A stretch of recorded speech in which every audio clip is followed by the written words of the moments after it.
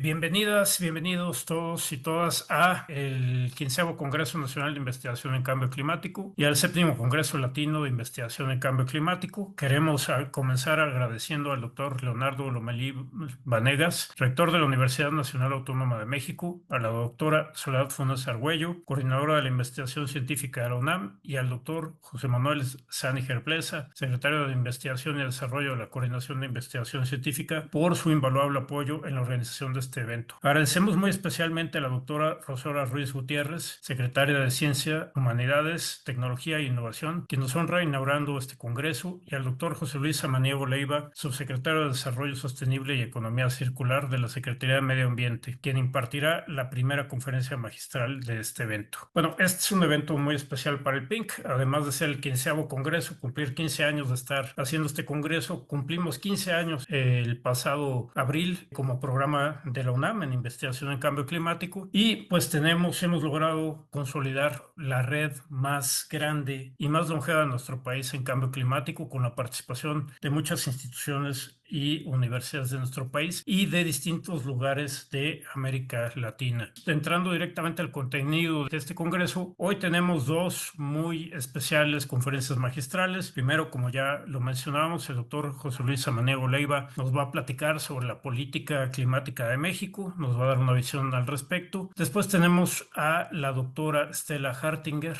que nos va a hablar sobre salud y cambio climático, nos va a contar cómo es esta investigación desde el equipo que hace el Lancet Countdown en Climate Change. Y mañana tenemos la conferencia de Olivia Daust del Banco Mundial, con quien hemos colaborado trabajando en un reporte que se llama Inhabitable, enfrentando el calor urbano extremo en América Latina y el Caribe. El 22 de octubre tenemos a la doctora Amparo Martínez del Instituto de Ciencias de la Atmósfera y Cambio Climático, que nos va a platicar lo que hemos estado trabajando desde la UNAM con respecto a las contribuciones nacionalmente determinadas de México. Y el 23 de octubre tenemos a Michael Tenelsen, quien nos va a platicar sobre la modelación integrada y la política climática internacional. Él está a cargo del Emissions Gap, que publica cada año Naciones Unidas. También no se lo pierdan, la segunda semana tenemos talleres sobre diversos temas, y en esta semana, en estos días, vamos a estar presentando a los ganadores del segundo premio de investigación en cambio climático PINC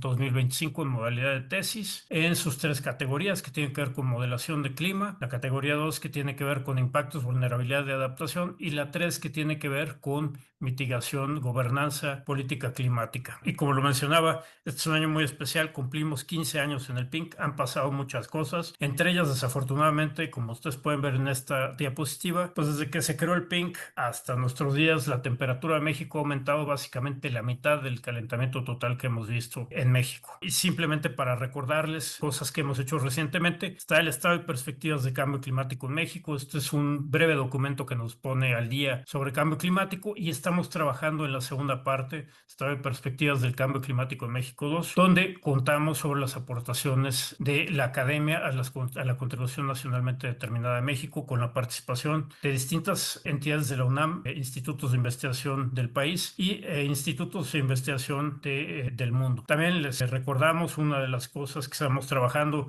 y que esperamos que distintos esfuerzos se puedan unir a desarrollar esto que ya estamos trabajando desde hace 4 años, el portal para la visualización y el intercambio de modelación de datos sobre cambio climático, DataPink. Tenemos muchos datos sobre clima, proyecciones sobre clima, todos los modelos del IPCC están aquí, los escenarios de crecimiento económico, población también están aquí, los impactos económicos, entre otras muchas cosas, y otras, digamos, versiones de este mismo portal para detalles, para regiones detalladas de nuestro país, como es la megalópolis del Valle de México. También el trabajo que estamos haciendo con la Semarnat y el INEC en un atlas de riesgo socioambiental de cambio climático, donde ustedes pueden acceder a datos climáticos, a un montón de información socioeconómica. Por ejemplo, aquí están viendo la infraestructura crítica de nuestro país, y también recordarles que están disponibles herramientas y recursos digitales como un modelo de clima completamente libre para que ustedes lo manejen, un modelo sobre impactos agrícolas y un modelo sobre biodiversidad. Y finalmente, bueno, que estamos trabajando en el segundo reporte nacional de cambio climático en México, y esperamos que pues las distintas distintas iniciativas se puedan sumar para trabajar en este reporte. Bueno, no podemos terminar esto sin recordar el fallecimiento de un compañero de trabajo que inició en el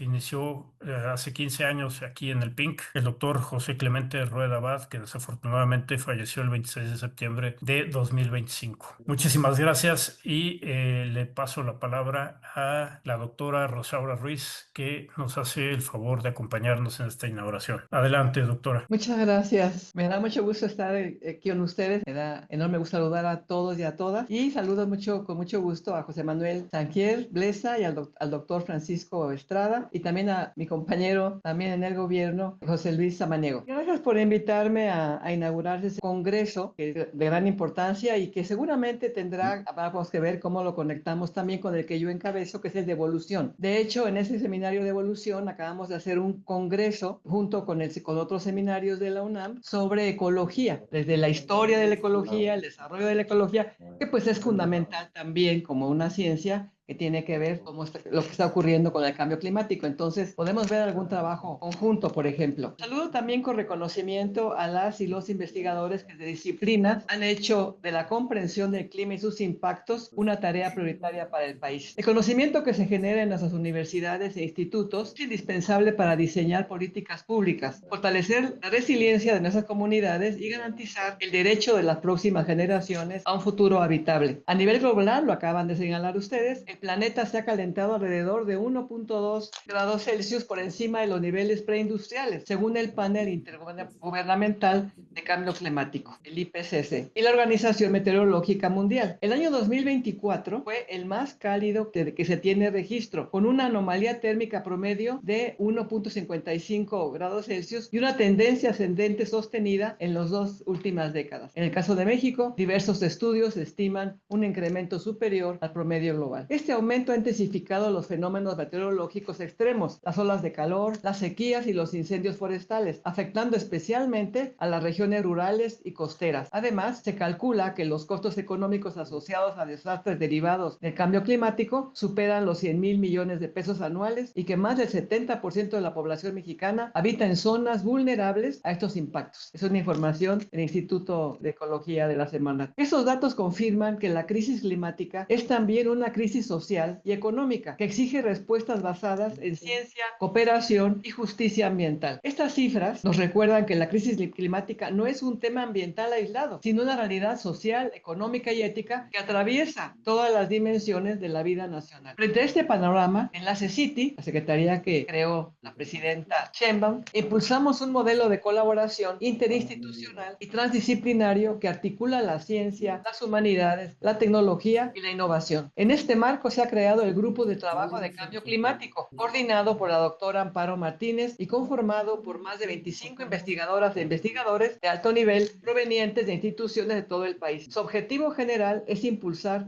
una estrategia nacional de conocimiento, adaptación, mitigación y acción frente al cambio climático con un enfoque territorial, interinstitucional y de justicia socioambiental. Eso también lo comento porque por el tipo de congreso en el que estamos. Este congreso tendrá que tener relaciones con los demás seminarios que tenemos que ver con este tema. Y este grupo, que les decía, encabeza Amparo Martínez, es un grupo de especialistas en los temas de cambio climático. Este grupo trabaja sobre ejes temáticos que incluyen la evaluación de riesgos climáticos para la población, los ecosistemas y la infraestructura, los estudios sectoriales en agua, salud, biodiversidad, energía y alimentos, el diseño de estrategias de adaptación con enfoque territorial y el análisis. Decía que este grupo incluye los estudios sectoriales en agua, salud, biodiversidad, energía y alimentos, el diseño de estrategias de adaptación con enfoque territorial y el análisis de la transición energética. Además, se promueve la creación de una plataforma intersectorial georreferenciada con datos sobre clima, biodiversidad y conflictos socioambientales como herramienta para la investigación y la planeación pública. Esta articulación entre la academia, la administración pública y las comunidades permite convertir el conocimiento en soluciones efectivas y sostenibles. Además, también les quiero comentar brevemente que la propia Secretaría de la CECITI, la Secretaría de Ciencia, Humanidades, Tecnología e Innovación, coordinamos proyectos estratégicos directamente con Presidencia que atienden los efectos del cambio climático y buscan acelerar la transición energética. Es decir, hay muchos grupos que trabajamos en este tema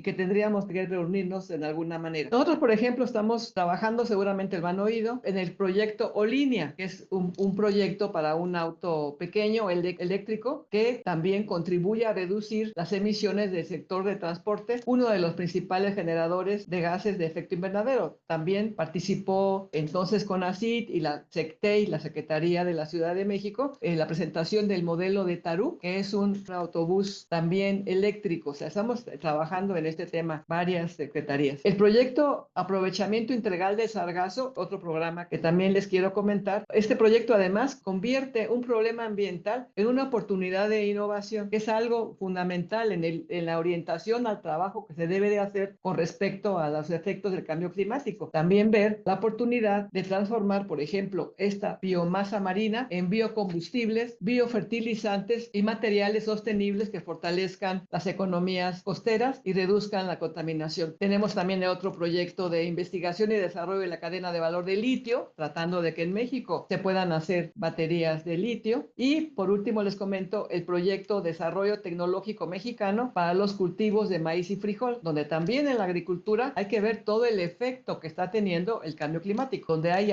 algunos productos que no se pueden sembrar donde se sembraban hace poco. Aquí lo que estamos buscando es la mejora de la producción, tanto en maíz como en frijol, para poder enfrentar estos cambios que afectan a la agricultura y en este caso mediante el diseño de semillas resistentes a la sequía, el aprovechamiento eficiente del agua y la adopción de tecnologías sustentables que fortalezcan la seguridad alimentaria y la soberanía nacional. En fin, lo que puedo decirle es que estos proyectos se enmarcan en una visión más amplia del gobierno federal que encabeza la doctora Claudia Sheinbaum, quien ha situado la sostenibilidad ambiental como uno de los ejes de su programa de transformación. Tenemos varios programas que voy a mencionar muy brevemente, ustedes los conozcan, porque insisto en la forma integral que tiene que verse toda la problemática del cambio climático. Por ejemplo, Sembrando Vida, con más de 1 billón de hectáreas reforestadas y 1.2 mil millones de plantas cultivadas por 450,000 productores durante el primer año de este gobierno. El Plan Hídrico Nacional, con 17 proyectos estratégicos en curso para garantizar el derecho humano al agua y reducir la vulnerabilidad ante sequías e inundaciones. El fortalecimiento, estamos viviendo además ahora una etapa en Veracruz,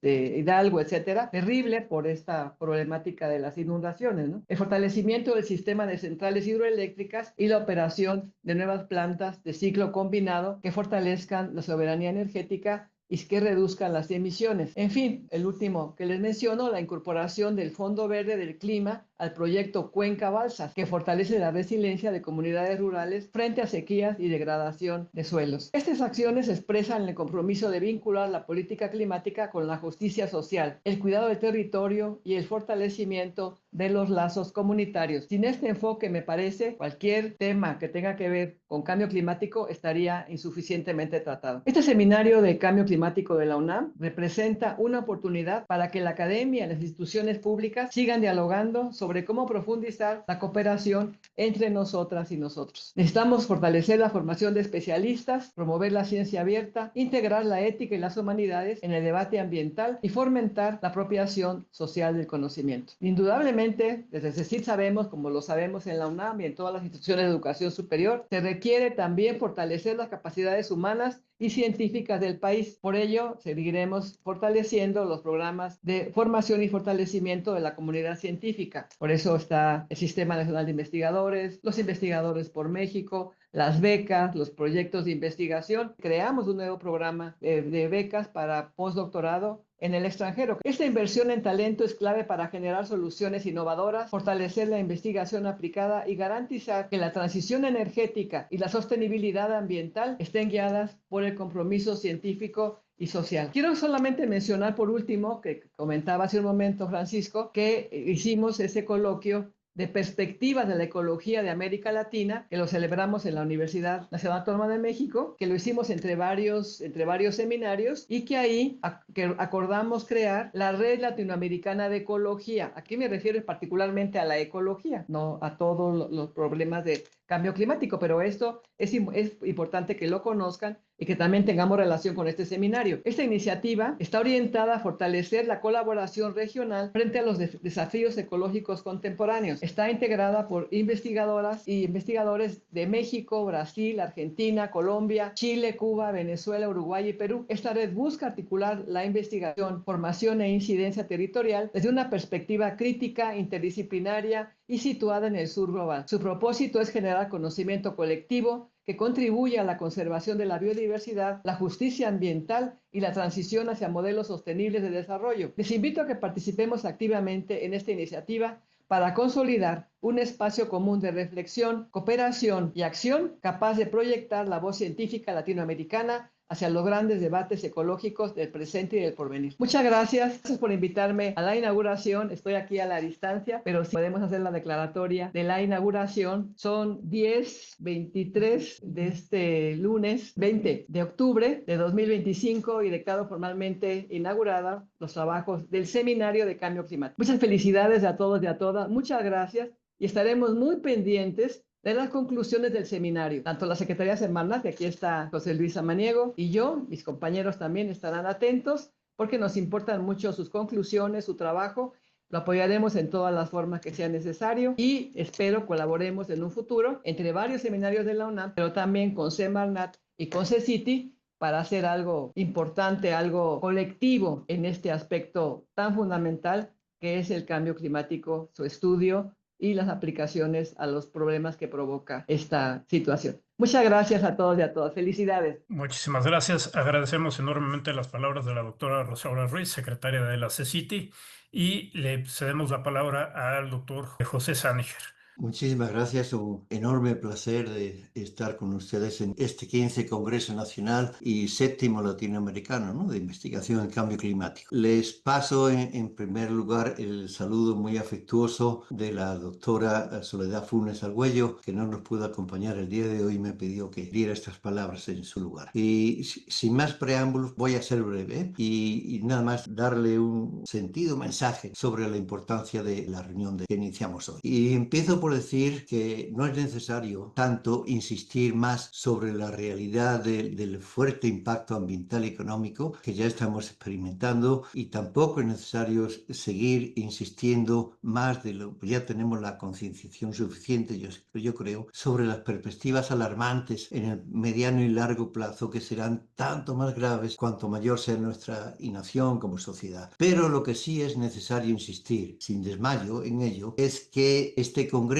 sobre el cambio climático nos lleve más allá, nos lleve a trascender del diagnóstico creciente que tenemos, pasemos al diseño e implementación de acciones poderosas con una visión global que ataquen las causas raíces de la emergencia climática. Ya lo acaba de decir la doctora Ruiz, las estrategias frente al cambio climático tienen que ser integrales. No solo se pueden centrar en la reducción de emisiones de gases de efecto invernadero, se necesitan planear y ejecutar acciones contra deforestación, degeneración y agotamiento de los suelos, manejo insostenible de las cuencas hidrográficas, cómo atacar el abuso de las técnicas agrícolas de monocultivo e ir pasando a una agricultura regenerativa, todo ello tratando de reducir la afectación y en algunos casos hasta destrucción de los ecosistemas, cómo trabajar o enfrentar esa ineficiencia y carencia en el tratamiento de los residuos industriales y agrícolas, cómo trabajar sobre cambiar ese proceso insostenible tanto de la producción como de la distribución alimentaria. Y para todo eso, y bueno, y las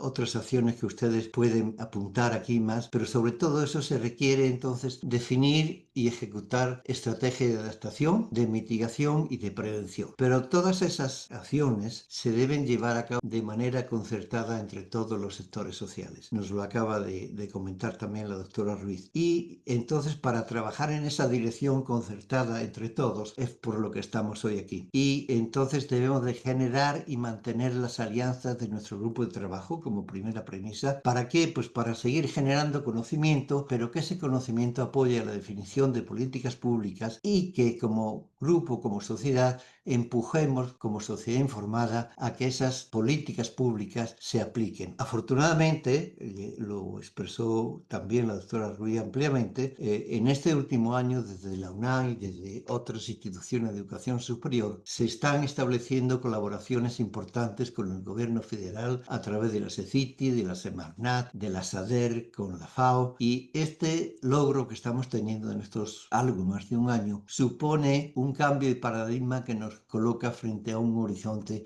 más promisorio. Esperemos que esa promesa, ese horizonte promisorio se mantenga. Pero, por favor, no podemos flaquear, no podemos bajar la guardia ni escatimar esfuerzos compartidos. Tenemos que alcanzar los resultados necesarios y eso requiere una colaboración generosa y extendida entre todos los sectores. Entonces, hago votos porque eso sea así, que eso ocurra en los próximos días y a lo largo de los próximos años y que así sea. Muchas gracias y muchas felicidades y mucha suerte en el desarrollo del Congreso. Muchísimas gracias, doctor Sánejer. Y ahora tenemos el honor de recibir al doctor José Luis Samaniego, que nos va a dar la ponencia Políticas Públicas y Retos para Enfrentar el Cambio Climático. El doctor Samaniego es doctor en Recursos Naturales por la Universidad Nacional Autónoma de México, maestro en Economía Política Internacional por la Universidad de las Américas y licenciado en Economía por la Universidad Autónoma Metropolitana. Fue director ejecutivo para México y Colombia del Instituto de Recursos Mundiales,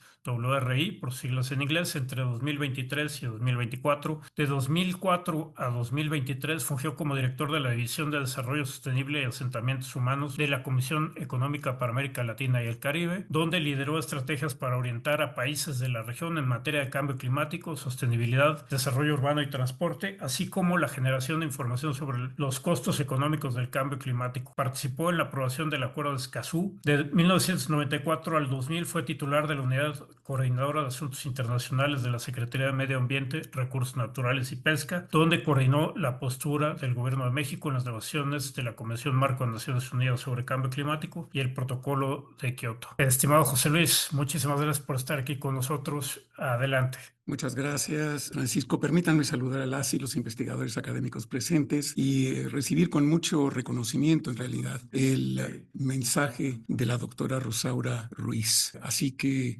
espero que este 15º Congreso Latinoamericano de Investigaciones y 7º del Cambio Climático de la UNAM sea sumamente fructífero. Déjenme comenzar con un punto muy importante, y es la realidad que estamos viviendo, en donde hemos sufrido un desastre natural de enormes consecuencias en los estados de Hidalgo, Puebla, San Luis Potosí, Querétaro, Veracruz, Tamaulipas, en donde esperábamos un cierto impacto en materia de lluvias que fue 3 veces más de lo que habíamos esperado. Esto lo que hace es subrayar lo que decía el doctor Sánejer, la necesidad enorme de estar mejor preparados para poder enfrentar lo que nos trae el cambio climático y en donde estamos esperando que estos eventos extremos sean más intensos, más agudos y muy posiblemente también más frecuentes. Llevamos una colaboración muy importante con el programa de investigación del cambio climático de la UNAM y en ese sentido agradezco muchísimo a la doctora Amparo Martínez y al doctor Francisco Estrada y a más de 30 colaboradores de su equipo de este programa de investigación de cambio climático,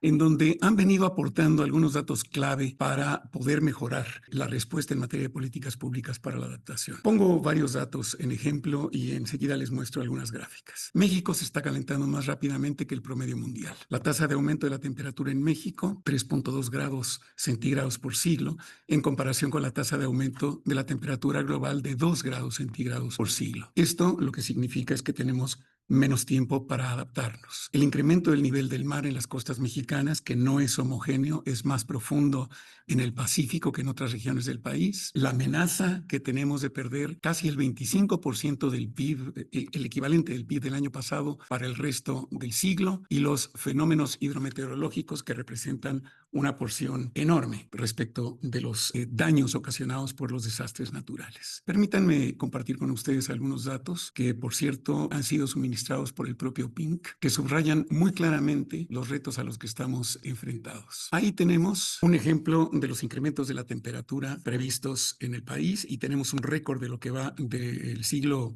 XIX y XX de cómo se ha expresado este incremento de temperatura por estado. Aquí lo importante, el mensaje clave, es la amenaza tasa que representa esto sobre el Producto Interno Bruto, en donde para este siglo podríamos tener costos acumulados de entre 2 y 9 veces el Producto Interno Bruto del 2024, que es 1.8 billones de pesos. Entre el 2024 y el 2030, es decir, ya el valor presente de las pérdidas acumuladas es aproximadamente el 25% del PIB de México en el año 2024.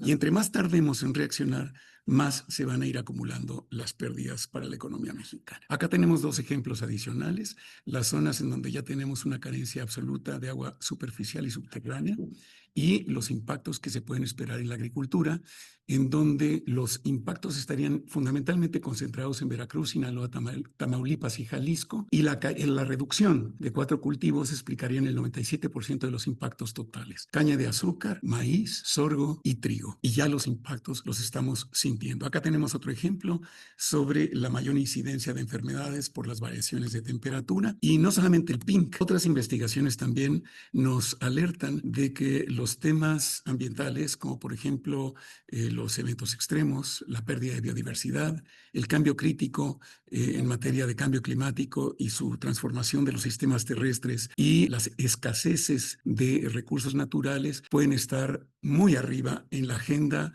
de las tensiones geopolíticas que registra el Instituto Potsdam de Cambio Climático, el PIC, para la próxima década. Aquí entramos en materia para ir viendo la Política Nacional de Cambio Climático. La ley genera una estructura en donde tenemos una Comisión Intersecretarial de Cambio Climático, un Instituto Nacional de Ecología y Cambio Climático. Tenemos un Sistema Nacional de Cambio Climático que coordina a los 3 niveles de gobiernos. Tenemos planes climáticos en los gobiernos de los estados y a nivel municipal. El Congreso participa en el Sistema Nacional. Tenemos un Consejo Asesor de Sociedad Civil en materia de cambio climático y una coordinación de evaluación que nos permite ir monitoreando el avance en materia de política climática. Del lado del sistema del marco normativo, tenemos esta Ley General de Cambio Climático que origina este sistema y prevé que tengamos una Estrategia Nacional de Cambio Climático que genera una política transseccional. Su horizonte hoy llega hasta el 2040, un programa especial de cambio climático que define la política de la presente administración, una contribución determinada a nivel nacional que fue dada a conocer en el año 2022 y que tenemos que renovar ahora para el periodo 2030-2035, una política nacional de adaptación que no ha sido publicada todavía, pero que en esta administración vamos a publicar, y por supuesto están los programas subnacionales. Estamos discutiendo con los sectores productivos el sistema de comercio de emisiones, al cual estamos adosando un sistema nacional de compensaciones, y por supuesto anualmente vamos actualizando el inventario nacional de emisiones de gases de efecto invernadero. Dentro del Plan Nacional de Desarrollo se generan programas sectoriales, como el Programa Sectorial de Medio Ambiente, y dentro del programa sectorial algunos programas especiales, como ya lo mencionamos, el Programa Especial de Cambio Climático. ¿En dónde estamos en términos de la NDC actual, que rige para el periodo 2024-2030? Nosotros tenemos una línea base que se proyectó en el año 2013 que nos lleva a una estimación de 991 megatoneladas para el año 2030. Esto ya nos hemos dado cuenta de que está sobreestimado por lo menos en 6%, una vez que hemos recalculado para la convención el real nivel de emisiones si mantuviéramos un escenario constante de políticas públicas. Estamos en este punto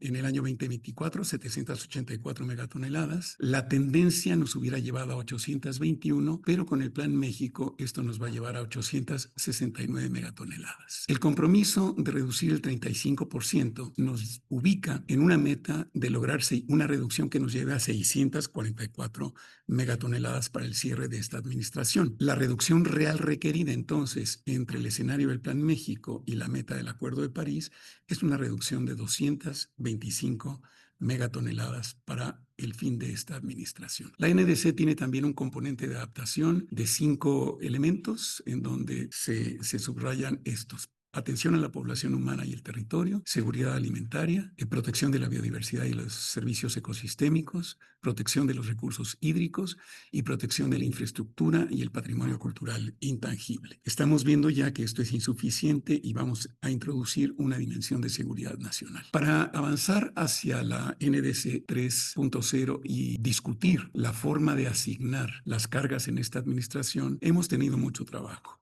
Entre lo más destacado, la preparación siguieron con diálogos sectoriales dentro de la administración pública a principios de este año.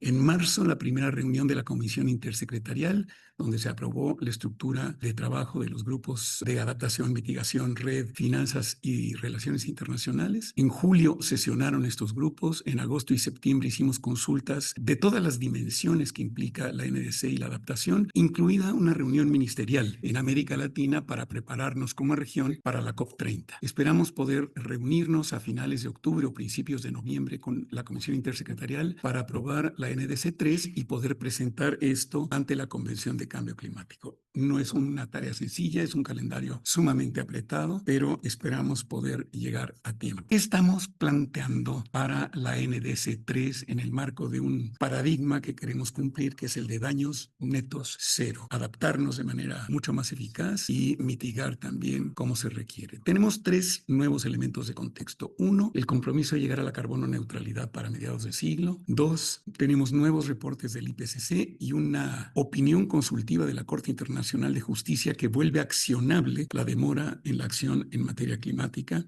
Y finalmente, tenemos dentro del Plan Nacional del Sector Ambiental objetivos que han recogido tanto la neutralidad carbónica para el 2030 como el cumplimiento, digamos, o el avance sobre la NDC en esta administración. ¿A dónde nos llevan los números que hemos estado viendo para el 2030? Decimos que tenemos una reducción del 35% y si es viable llegar a las 644 megatoneladas con los paquetes de política pública crecientemente difíciles y un sistema de comercio de emisiones que tiene regulados a la industria, a la electricidad y al petróleo y gas, podríamos tener un escenario para el 2030-35 de un rango de entre 532 megatoneladas a 569, dependiendo si logramos la neutralidad carbónica al 2060, al 2055 o al 2050. Este mismo rango lo podríamos expresar si no llegamos a las 644 en un rango menos ambicioso, en donde estaríamos dividiendo la NDC 3.0 en un paquete no condicionado, el menos ambicioso, y este de 644 de reducción y con este rango menor como condicionado. La estructura de la NDC tendría entonces las siguientes características. Tendríamos el cumplimiento de esta meta con su 35%. Para el siguiente ciclo tendríamos una meta absoluta con el rango que acabamos de mencionar, alineada con la carbono neutralidad para mediados de siglo y líneas de acción para cada uno de los 8 sectores. En adaptación, los ejes que ya mencionamos, más uno de seguridad y cambio climático, introduciríamos la dimensión ya negociada de pérdidas y daños con sus varios ejes como atención a emergencias, mecanismos de transferencia del riesgo, reconstrucción mejor, movilidad humana reconocida como motivada por el cambio climático y, por supuesto, la valoración de las pérdidas económicas, que, por cierto, también meteríamos en adaptación.